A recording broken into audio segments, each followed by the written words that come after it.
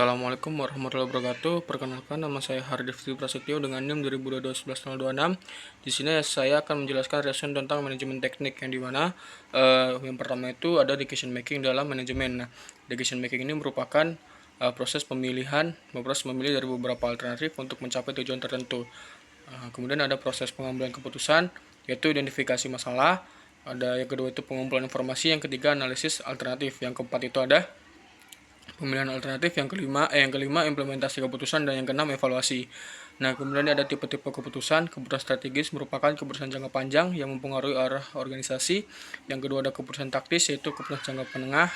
Yang ketiga ada keputusan operasional, yaitu keputusan sehari-hari. Kemudian ada strategi, manajemen, dan pengembangan dalam dunia industri.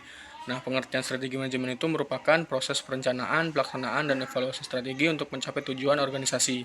Yang kemudian ada langkah-langkah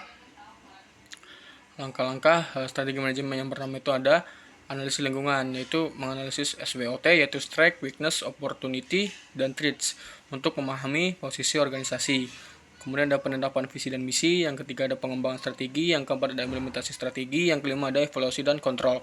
Nah, kemudian di sini ada pengembangan strategi manajemen. Yang pertama ada inovasi, yang kedua ada diversifikasi, yang ketiga ada kemitraan strategis. Nah, kemudian ada pentingnya strategi manajemen dalam industri modern. Yang pertama itu adaptasi dinamis, peningkatan efisiensi, keunggulan kompetitif, evaluasi sumber daya, analisis rantai nilai, penilaian budaya organisasi. Nah, kemudian di sini terdapat manajemen kinerja dengan perspektif balance scorecard. Nah, balance scorecard itu merupakan alat manajemen yang digunakan untuk mengukur kinerja organisasi dari berbagai perspektif, termasuk keuangan, pelanggan, proses internal, dan pembelajaran serta pertumbuhan. Nah, perspektif balance scorecard ini merupakan perspektif keuangan, perspektif pelanggan, perspektif proses internal, perspektif pembelajaran, dan pertumbuhan. Kemudian ada manfaat balance scorecard itu, yang pertama ada visabilitas kinerja, yang kedua ada fokus strategis, yang ketiga itu ada peningkatan komunikasi. Nah, kemudian terdapat manajemen operasi.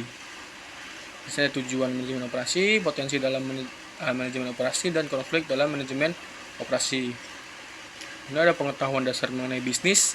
Nah, bisnis itu merupakan kegiatan yang digunakan untuk menghasilkan barang atau jasa dengan tujuan memperoleh keuntungan.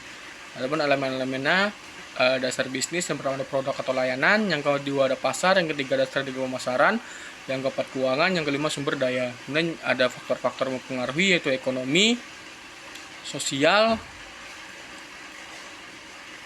dan budaya, kemudian teknologi. Mungkin cukup sekian video yang bisa saya jelaskan, kurang lebihnya mohon maaf. Wassalamualaikum warahmatullahi wabarakatuh.